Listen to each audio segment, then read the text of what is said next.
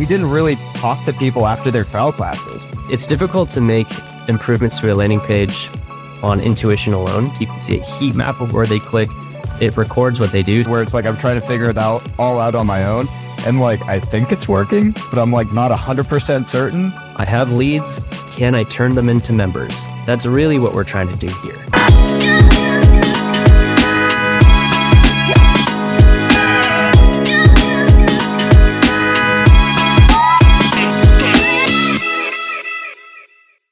All right, Parkour business owners, it's me, Jimmy Davidson with Motion Mentors. And today we have Aspen from Flying Frog Freerunning up in Northern California. And Aspen reached out to me and just had a number of different questions around marketing for parkour gyms in specific. So today we're going to go through his questions, answer them one by one, see where that leads, and hopefully come up with a pretty solid little chunk of marketing training for the parkour industry. Aspen, welcome to the call. Thank you. I appreciate you taking the time to talk with me today. Absolutely. Aspen, tell us a little bit about yourself and your position at Flying Frog.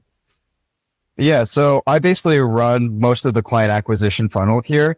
I'm in charge of marketing, helping out with the paid advertisements, and then I track all of the information about people clicking from the advertisements to our website. I help design the landing page with the owner here at Flying Frog Academy. And then I look at people who fill out the lead form. I'm the one who calls them, reaches out, sets up their first trials. And then a lot of times I'm going to be in the office for when they come in for their trial. I show them around the gym, introduce them to the coaches. And then I also talk to them on the way out and then try to sell them into a membership afterwards. So I control that whole funnel from when they see our advertisement all the way through the trial and afterwards. And if I'm not there, if I don't get a chance to talk to them at the end of their class, then I'm also the one who calls them, follows up the day after or so, and then try to sell them into a membership from there. Very cool. So yeah, you're like the marketing director for Flying Frog, it sounds like. Basically. Yeah. And sales director, marketing sales director. That's a pretty high value position and one that doesn't exist in most parkour businesses in general. So that's very cool. Last year or earlier this year, Flying Frog put you through the a marketing training course with myself at Motion Mentors. What do you think you took away from that short-term mentoring sprint that me and you did? And what are you using from that right now at Flying Frog? Some of the big things that I took away from that mentorship program with Motion Mentors was a big part of it was paid advertising. We were not doing a whole lot of paid advertising here at Flying Frog. And we've used those kinds of skills to be able to launch like a new adult program they were doing to get new beginners into the gym rather than just having like our standard other classes. And I was in charge of creating the advertisements for that, running the advertisements, having the budget. And all of that was stuff that I learned from the Motion Mentors program. Also just developing more of an in-gym sales program, because one of the big things that we were lacking here at Flying Frog is that we didn't really talk to people after their trial classes. Like if they came up to the front desk and they checked in with us and they wanted to sign up for membership, awesome. We also didn't call them afterwards. Like if they left, that was it. We just kind of left it up to them to sign up on their own if they wanted to.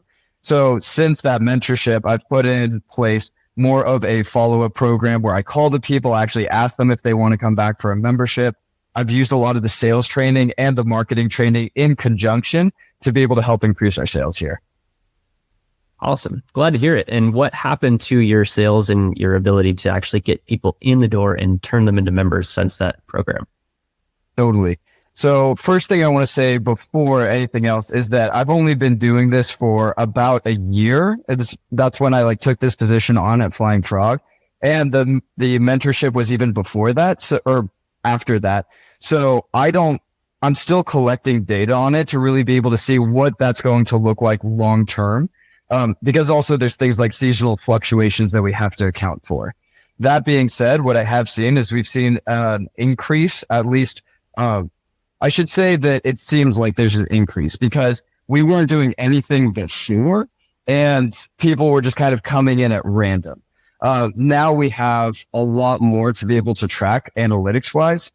Now, that being said, overall, it seems like more people are coming in. I've been able to sell people into memberships, which again, that wasn't really happening before. And we have I want to say that we've seen an increase in sales, but also we don't have a ton of data to back that up. That's what I'm getting at. Nice. Okay. And that data, where would you get it? Because ideally you would know how many members, let's say in this situation, how many members you had coming in before your mentorship practice began and ended. And then, now you'd be able to track how many members you were closing at the end of each month, how many leads turned into members. I guess I'm hearing, is that like the next thing to assemble and plug into your gym over there? Yes. So that was part of the problem as well, is that we weren't really tracking our acquisition and our churn rates. So we didn't know how many people were leaving per month accurately, and we didn't know how many people we were getting per month. So that's something that I've been working on building with the owner, is just more of those really detailed insights into exactly what the acquisition and churn rates are. So like we've been starting to put that together, but it's not something we've really analyzed, which is why I'm having a hard time saying whether like what the actual impact is. Okay, cool. We got to get Christian, the owner, on the phone. Yeah, totally. Get those insights directly. Cool. And specifically that is something like the metrics tracking and all that is something that I'm really passionate about. You, Aspen, you joined our Discord, right? Mm-hmm. Yes, you did. Okay. So for anyone who joined the Discord in August, we're sending them it's basically like a whole digital course on the different metrics at play in a parkour business. And at the end of that course, there's a free little gift called a CEO dashboard. And in it, you can like track exactly these metrics that we're talking about right now. So I think that'll be helpful for you. And when you get there, me and you can totally have another call, off camera and figure that out for yourself and bring Christian in if necessary. Cool. Okay, let's move on to your questions. So you sent me 8 questions. All kind of around website tracking and marketing. So let's jump in. What is question number 1? Totally. So question number 1 is, have you tested performances for simple versus complex landing pages like these, and how did it affect conversions? So a little bit of context is that it seems like our landing pages are the thing that's not converting very well. I think that's our big bottleneck, because I track our website analytics, and a lot of people are going to the webpage with the form, but we're not getting a lot of people actually filling it out. So one thing is that our current page, the form is all the way at the bottom. We have a bunch of links that will lead to it, but there's a bunch of other information between that they have to scroll through in order to get to that form. I had this idea of a simpler landing page where it's like just a headline and then the form, maybe just like a name and a phone number, and that's it. Hit submit, collect the information, and you're good to go. So my question is, have you tested those, like a simple landing page with no scrolling, a complex landing page, and like, what do you prefer and what have you found works? Yeah. So this is a really good question. And one thing I want to add to it is it's difficult to make improvements to a landing page on intuition alone, because there are so many different types of behaviors and different types of people on your website interacting with it and doing different things on it. So as much as you can get out of intuition and into actual data, like that will really show you exactly what to do, as opposed to like me or anyone else telling you what to do. So when I had this exact question a few years ago, I hired a conversion rate optimization specialist, CRO specialist. And what we did with them was we installed different software on our website. One of them is Microsoft Clarity, which is a free software that actually records exactly what people are doing on your website. And on your landing page specifically, you can just see what people do. It shows you where they click. You can see a heat map of where they click. It records what they do, so you can see them like frantically scrolling and not reading anything that you typed, kind of maddeningly, actually. And so let me stop there. Do you have anything like Microsoft Clarity or Hotjar is another popular one on your site? I use one called Crazy Egg. Okay. So have you heard that one? I have, yeah. Okay. That's what I use. Okay, cool. So with that said, simple versus a complicated landing page. So back in the day, we did have like a moderately simple landing page, and it had 2 problems. One is it had a high bounce rate. People would show up, check it out, and then leave. That's what a bounce rate is. And then the other one was we just had a ton of junk leads, like we would get like random, clearly not a real human person on in there, all mixed in with our normal leads. So what we ended up doing was we added a Google reCAPTCHA button to it, which does increase friction. So we got less leads, but that immediately eliminated all those spam leads going through. So like just there, now our landing page is technically more complicated, right? So what we did was we tweaked it from just like kind of a white background. Here's Parkour, here's the form, which was performing like kind of medium meh-ish level. What we did was our CRO expert trained us in, and we also, every time we made an improvement, we tracked it to get out of intuition and into results. We tracked the increase over time. He changed like the headline at the top a bunch, that we focused on that for a little while. And then we slowly made our way down the page to just find the little incremental improvements. And the things that our landing page was missing because it was so simple was if a parent showed up, they didn't immediately get validated that this landing page is the thing that they were looking for when they were typing up their search on Google or when they saw the ad on Facebook. So your landing page really has to highly reflect the motivation and the expectation of what that person had when they clicked on your ad or they searched for you. So here's the main problem number one with really simple landing pages is if they're too simple, they don't have the necessary equipment to have that like validation for the viewer that yes, you're in the right place. Yes, you as a beginner, a mom looking for a trial class, this is the page to be on. We found that a lot of people would show up. It didn't clearly say like trial class for exactly these people, exactly you're in the right place. And then they would bounce and go peruse on the rest of our website and then bounce again. So our data and our testing landed us on our current landing page, which is not simple. It has a headline, it has a video, it has social proof, like this many families, this many reviews. It shows our features and it shows our benefits, more importantly. Like this is what happens to your kid. This is what happens to your student. And then it has testimonials, more social proof, and then it has the web form. And we found that adding each of those, it's like psychologically ticked the box of what the viewer was wanting. And so at the end of the day, in my experience on my Parkour Gym's website, our simple page was vastly outperformed by our now current more complicated, but it doesn't feel complicated to them. It's just more complicated in just explaining its elements. So that's my answer on that one. Okay, perfect. Yeah, I don't think I have any questions about that. Like that totally makes sense. That was like one of the paths that I was imagining is exactly that. Like the more complex landing page just has more information, but as long as it's easily navigable, then people are going to be able to still navigate that super easily and not bounce off. Yeah. Let me say, so if there's any listeners and you're starting at square one, like you either don't have a landing page or you just kind of threw one up and you're not really sure about it, you can make two landing pages, one that's very simple and one that's complicated, and start with those extreme differences on your A/B test. And you'll right away kind of see which way the traffic is, well, you split the traffic evenly, but which side of the traffic is converting better.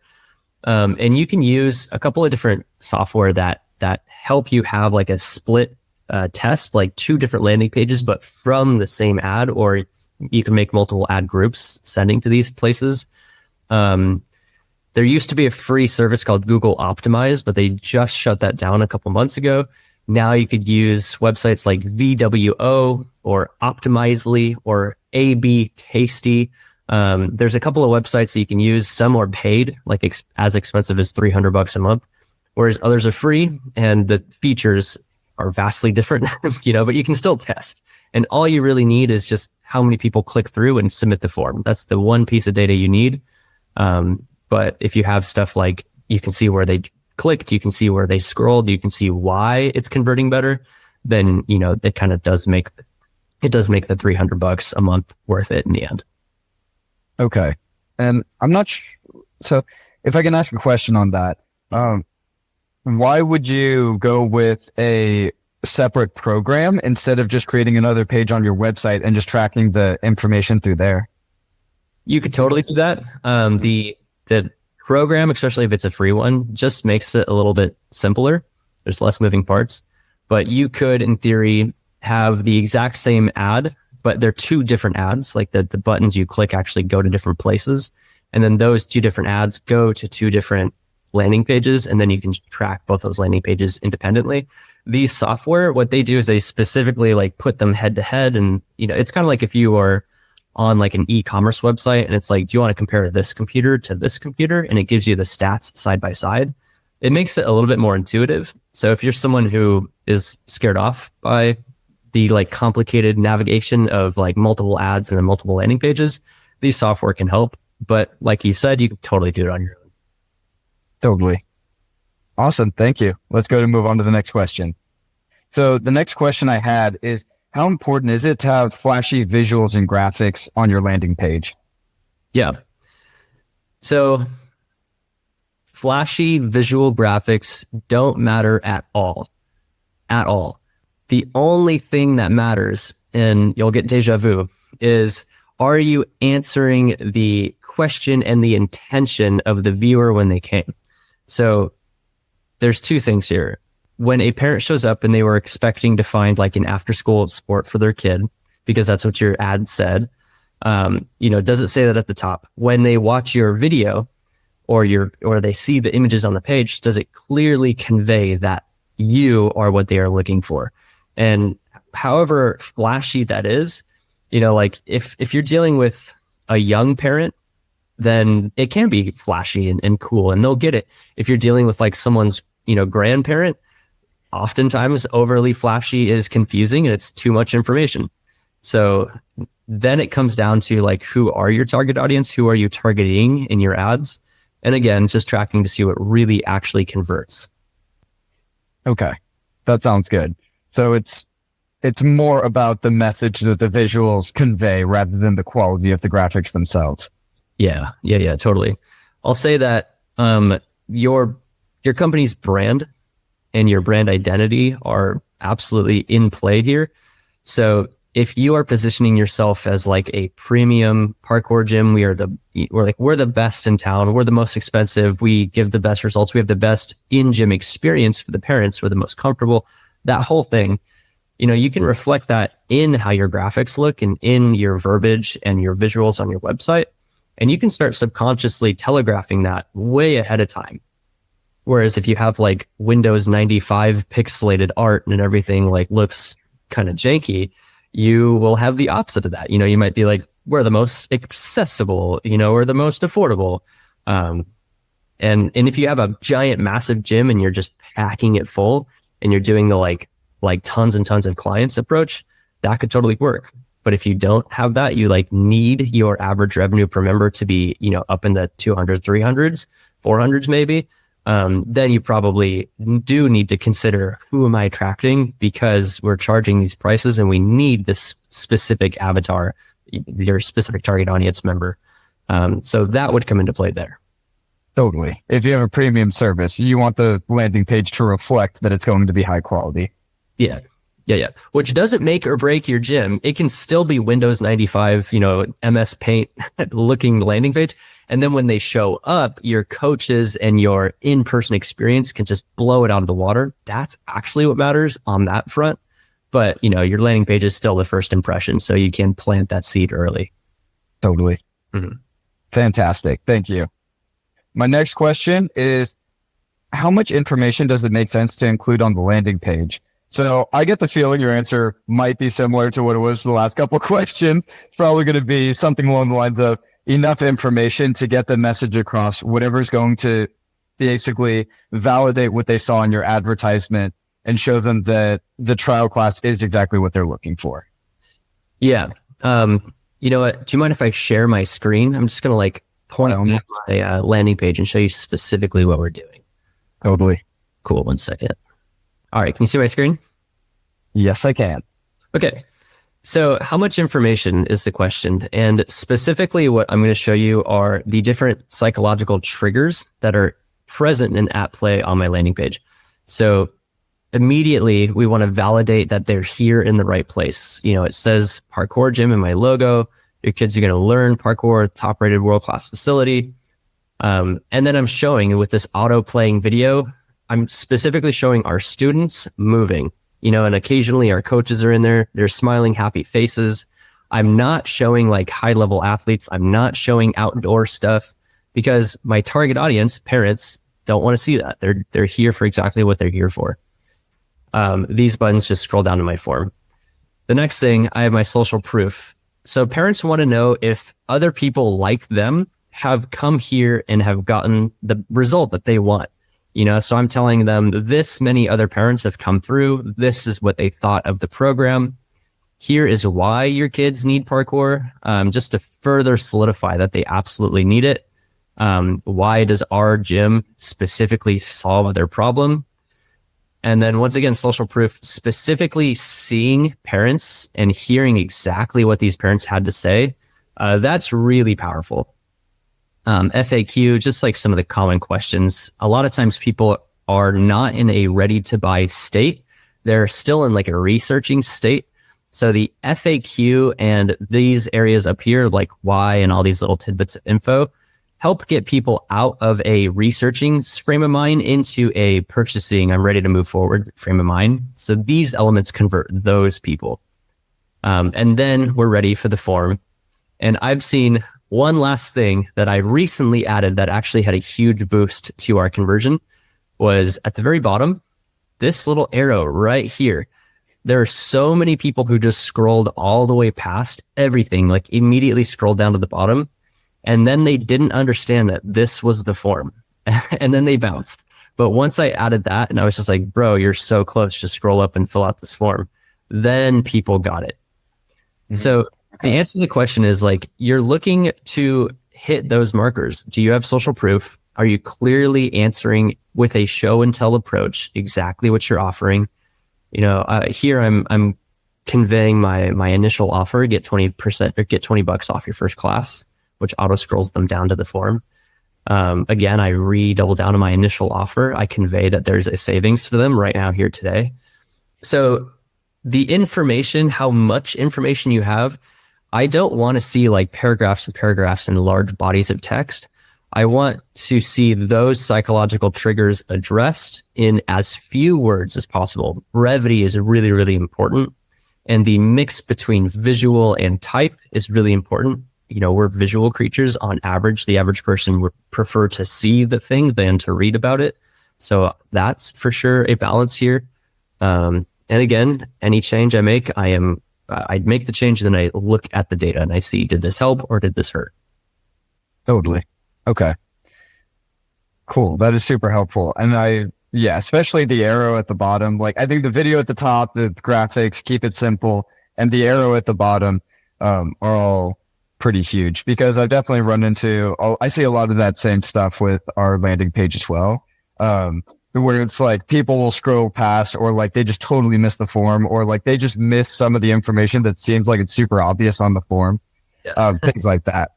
Yeah. Now, I have yelled at my computer while watching recordings of people be on my website. And I'm just like, what are you doing? So you really gotta assume that the mass audience needs your help and you have to hold their gentle little hand through your landing page or they will just bounce and go away. It takes some real effort, actually. Yeah, I feel that. Now, one question I have before we move on to the next one is that you said you have that text to get people from a research mindset into a buying mindset. But in my experience, looking at my analytics, like the majority of people don't read that text. They just scroll past. And I guess that's what you have the links for. But what's your experience? Like, do people actually read that text on your site? Yeah, they do. By percentage, maybe like 20% of people read the things. A huge majority of people will look at the video, look at the photos, and I can tell they're not reading because of how quickly they scroll. And they're scanning just like keywords, right? Kids, parkour, class, 20%, $20 off. So that's why brevity is really important. That's why font size is really important. You want to really double down on your keywords and your key call to actions in your font size even. But 20% totally like slowly, methodically scroll through and like read the thing. And as soon as they're ready, they find the nearest button, click on it, and go to the form. Okay, cool. And I really like what you just said about the keywords, because that's something I've seen from Google Ads, like how important it is to have the right keywords in, and really emphasizing those on your landing page. I mean, it seems obvious, but it's not something that really clicked for me. I didn't consciously think about that. So Right. Super helpful. Cool. Thank you. All right, let's go and move on to the next question. So here's one is, ideally, I want the form to be accessible and above the fold because it seems like it would convert the best. Now, for you, your form is all the way at the bottom of your page, and it's the same for our landing page right now. Have you tested having the form higher up, and what kind of results did you see if you have tested that? We did test that. And I also made the request to my CRO guy, like, hey, can we put the form at the top? And you know, he'd seen this question a billion times, and he already knew what to say, but he said, okay, sure, let's test it. But here's how I think it's going to go. And so we tested it, and we saw no difference at all. And it's because in watching the screen recordings, some people, they land on the page ready to rock. Like they came ready to buy. So for them, it actually doesn't matter where the form is. They're going to find it. They're going to fill it out. But those people, of course, found it at the top and filled it out. But a huge amount of people are not ready to buy. And so, or they just super mega scroll and they miss it right away. And then they get down to the bottom, they scroll up a little bit, they still don't see it. They're frustrated and then they bounce. So because there's such a mix of personalities and behavior types that are going to land on your website, we haven't found, and my CRO expert echoed this in the like thousands of clients that they have worked with, that as long as the elements are on the page, your page isn't too crazy long for our specific business industry. We don't want it to be too long. Other business types do. As long as it's not too long, it doesn't matter if it's at the top or bottom, because people are going to either scroll and find it, or they need to take that time to, tinker, or they're just chaos people incarnate and they're going to scroll and go psycho no matter where your form is. Totally. Okay, perfect. Thank you. My next question is, this is a good one. So one of the biggest problems with converting visitors on our current page is that most of them click off to go somewhere else on the website. And that's something you've brought up a couple times, mentioning that you had people who would scroll through, but they would get bored, they would want more information, whatever it is, and they would click off and go somewhere else. So should there be clickable links that take people away from the page, or should it be isolated?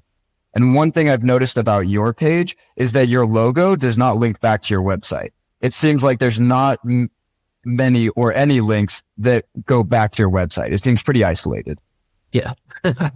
All right, I'm going to share my screen again. Let me know when you can see it. I can see it. Okay. So yeah, you're totally right. I'm on my home page. And if you got to my home page and you clicked on try a class or new students, so you see how my menu is at the top. Everyone who's watching, you can click anywhere you like. At the bottom in the footer, there's all sorts of buttons. You can just ADHD your way all over if you like. But once you get to my landing page, the top goes away. This doesn't click you anymore. The bottom doesn't have any footer.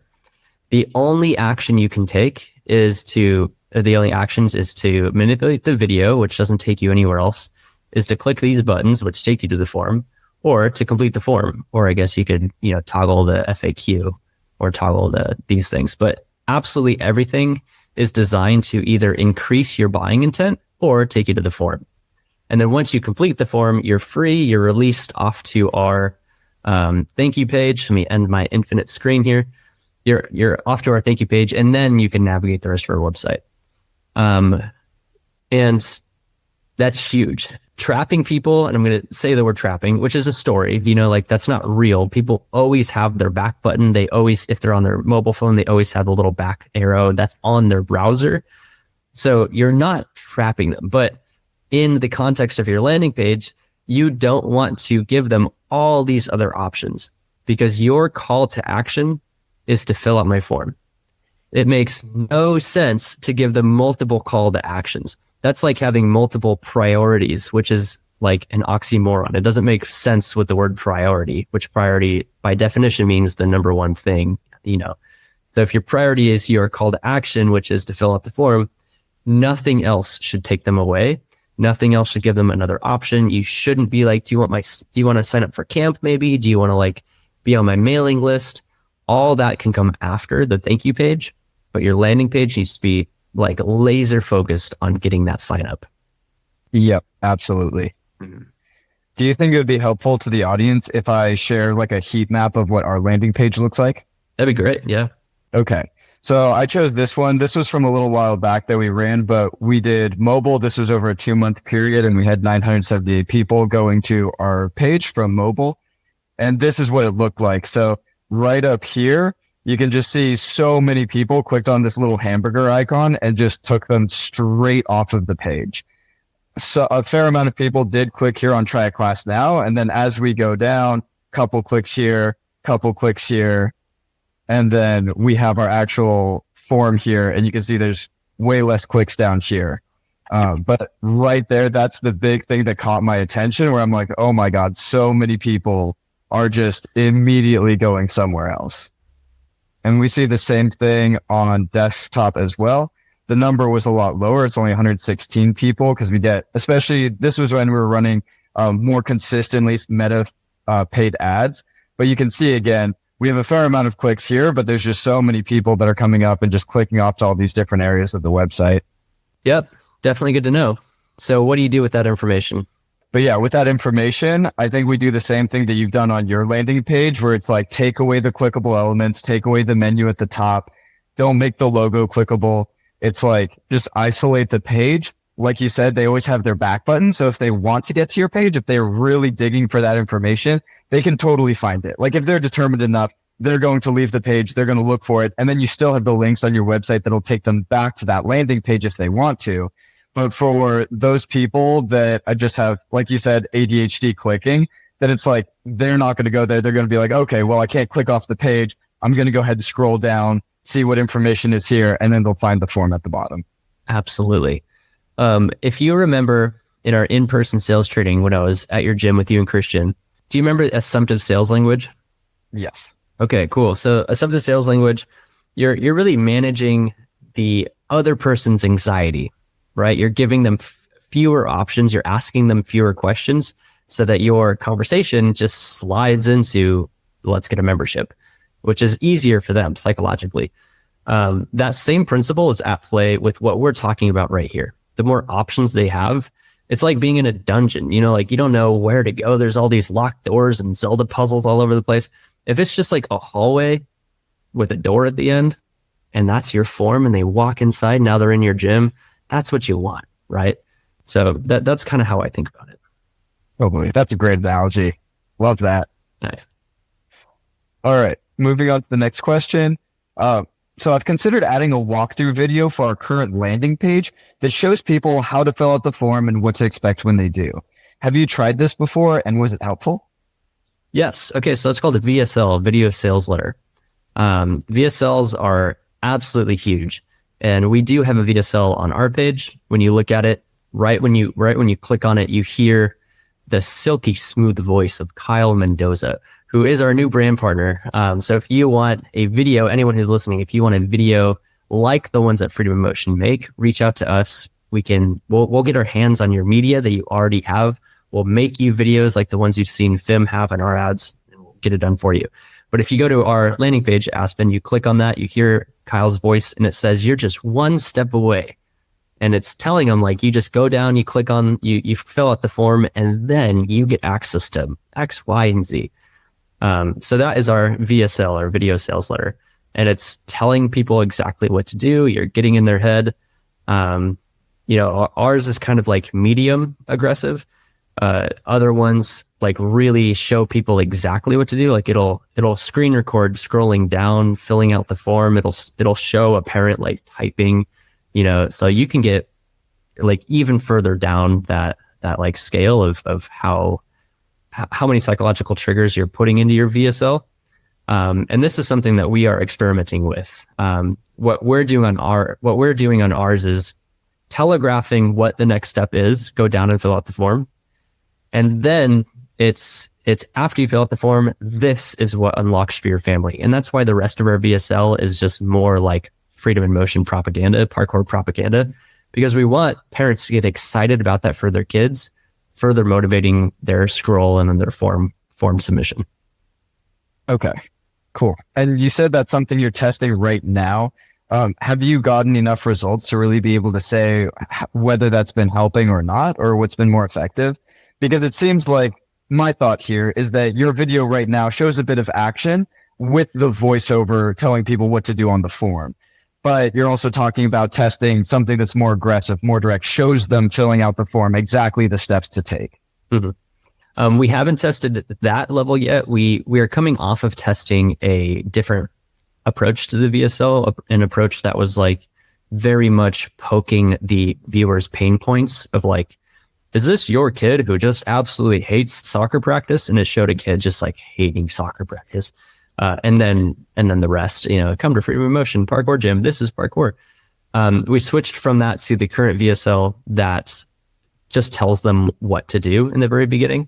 And we saw a jump with that. So we're landing on this for a second. We actually saw right now our whole landing page has a pretty saucy click-through rate, and it's higher than like global industry standards in most industries, which is sick. So I'm actually testing other stuff in other areas of the company. But will we come back around and test that with a new video of the one I just said? Yeah, absolutely. Sweet. Heck yeah. Congratulations on the click-through rate. Like, that's a hard thing to achieve. That's awesome. Thank you. And it definitely took a lot of time, and we had to hire an expert, and I had to learn all this stuff that I'm saying to you now. So it takes paying an expert. It takes not researching everything yourself all the time, and only then did we like go from our 6 years ago landing page that got us like a 2% click-through rate to what we're doing now. Okay, that's awesome. Thank you so much. Mm-hmm. All right, next question. I want to do more split testing of landing pages so that we can keep improving our conversion rates.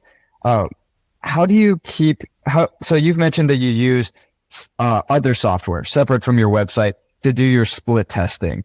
Can you talk me through like what that looks like for you? Because most of what we've been thinking about, we haven't looked at those other softwares, and we're talking about like making separate pages on the website, but then it's kind of weird because you have one that's publicly available or one that's not, and you have to split traffic to them. So what do you use? How do you do your split testing for your landing pages? Yeah. So there's a what I did in the past answer, and there's a what I'm doing now answer. The what I did in the past will probably be more relevant to most listeners right now. So we did use Google Optimize in the past, which has since been shut down.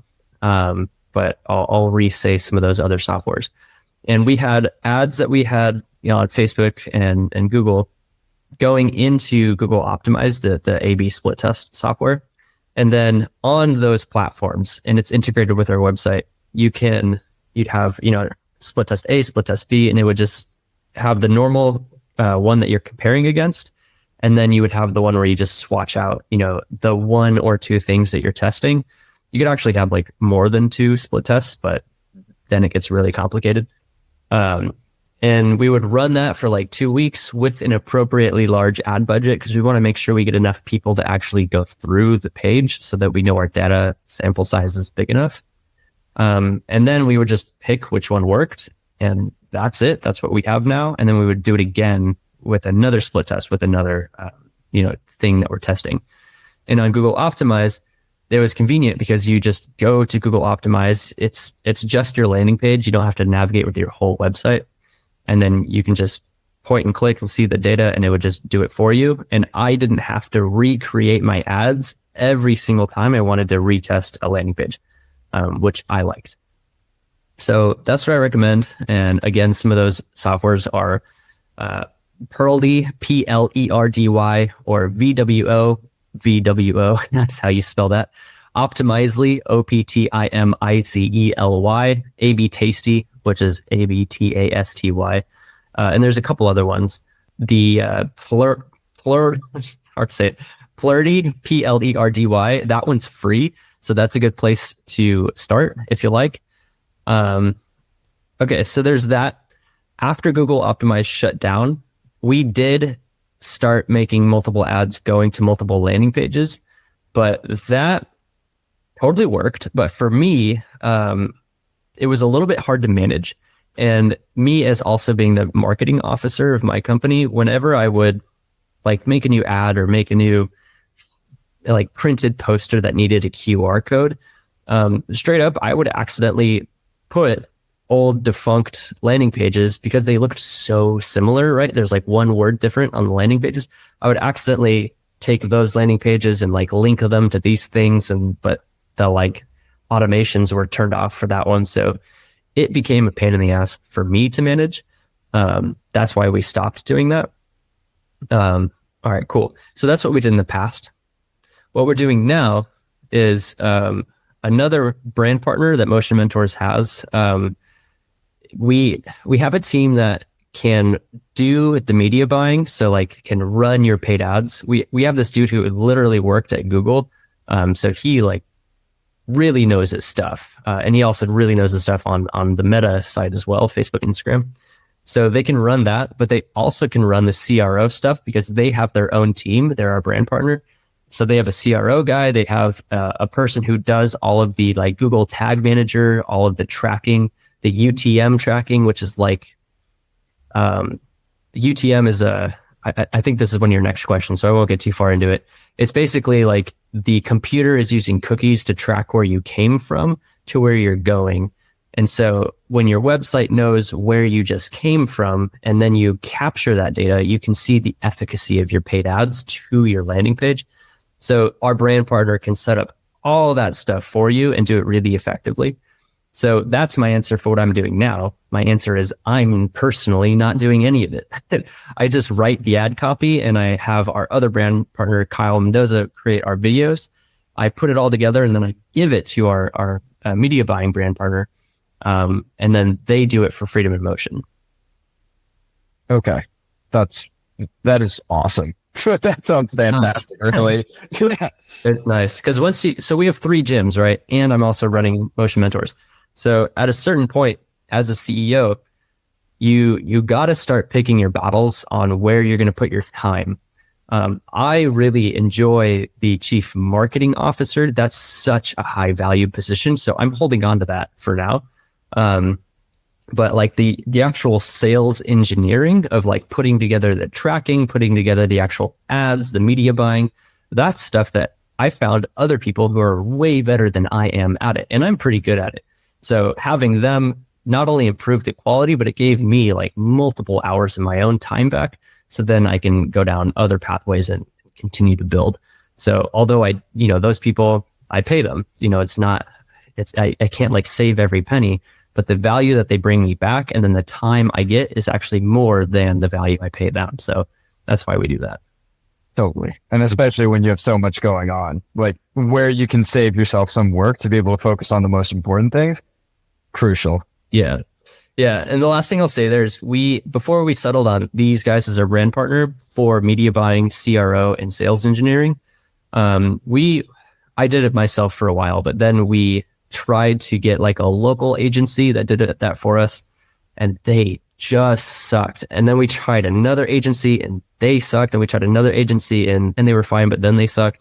So like it's hard to find an agency that really does it because parkour is kind of weird and it's hard to get it, which is why I still do the marketing and the copywriting.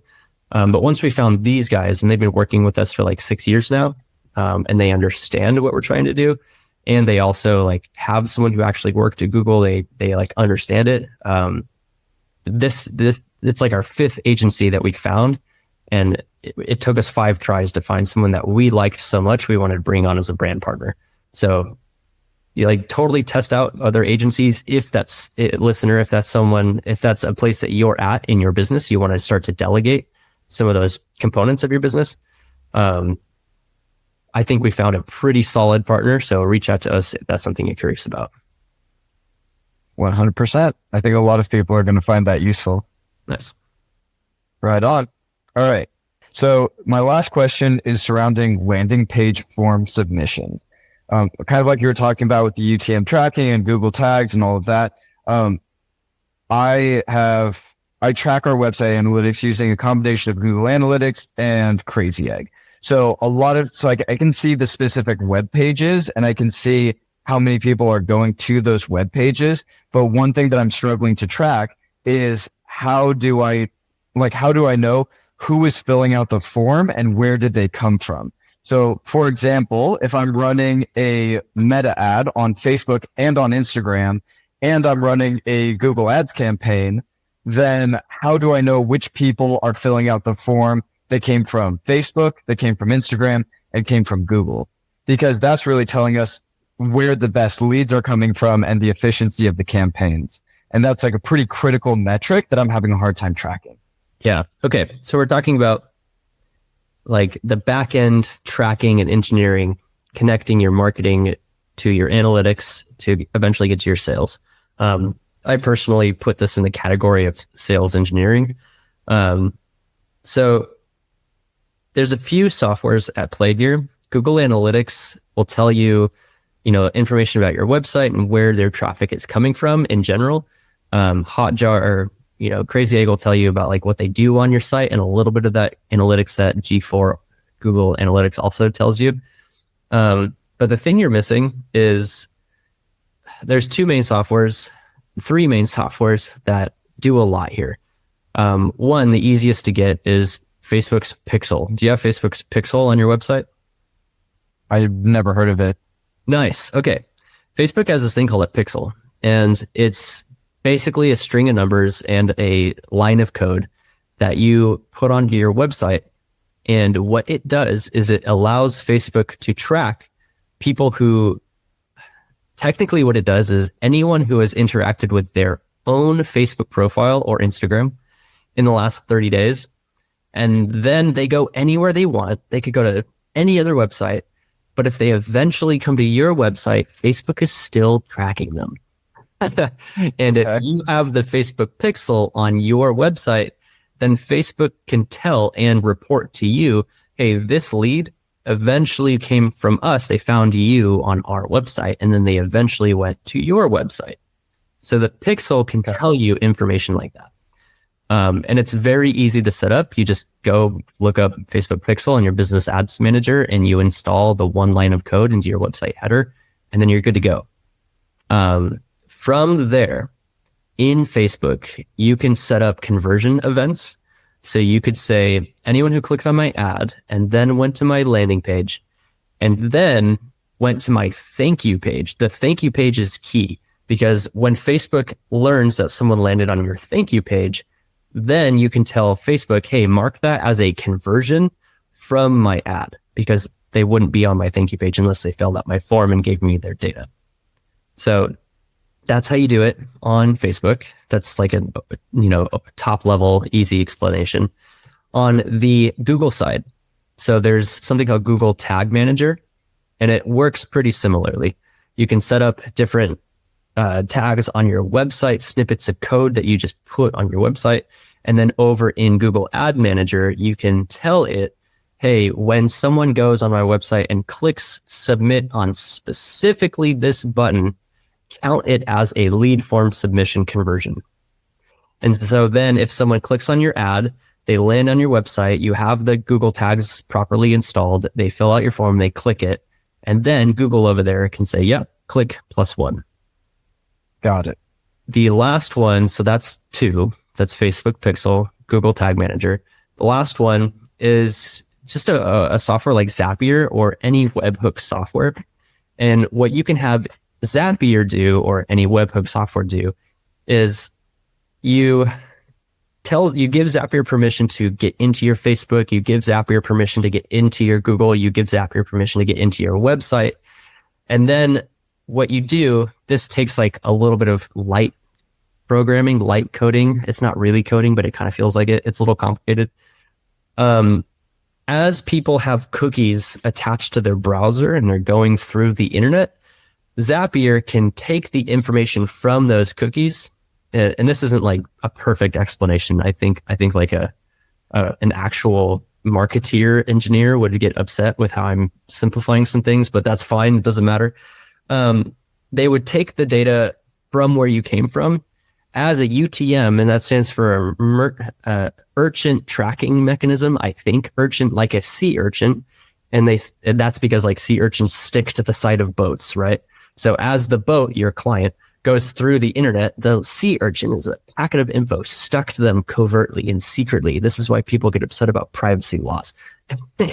and then you tell Zapier, once they land on your website, to get the information off of the urchin, off the UTM, and collect it. And then you can store it in something like just Google Sheets. You can say, in this column, put what specific ad they came from. In this column, what website they came from. In this column, what's their user ID? Like, you can get all sorts of nutty about that. And all of this that I just said, you can have our brand partner set up for you for a one-time set this up for me kind of thing. So you can either bang your head against your desk like I did for a while trying to figure this stuff out, or you can see what it would look like for our brand partner to do for you guys. Heck yeah. Yeah, that's something I might be interested in. Cool. I've used Zapier for some things, or Zapier, and some of it definitely goes a bit over my head. Yeah, and me It's too. complex.